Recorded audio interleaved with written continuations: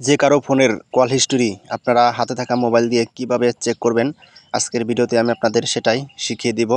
তো এর জন্য আপনাদের একটা অ্যাপ্লিকেশন ইনস্টল করতে হবে প্লে স্টোর থেকে, সেটা হলো মাইজিপি। তো আমার ইনস্টল করা আছে, আপনারা প্লে স্টোর থেকে ইনস্টল করে নেবেন।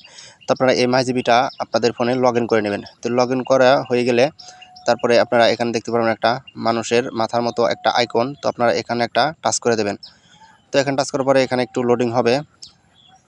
তো এখানে একটু লোডিং হবে, লোডিং হওয়ার পরে কিন্তু এখানে একটু নিচে আসবেন। নিচে আসলে এখানে আপনারা দেখতে পারবেন ইউজেস হিস্টোরি। তো আপনারা এই ইউজ হিস্টোরিতে একটা টাচ করবেন। তো এখানে টাচ করার পরে এখানে আপনারা দেখতে পারবেন call history, internet history, SMS history.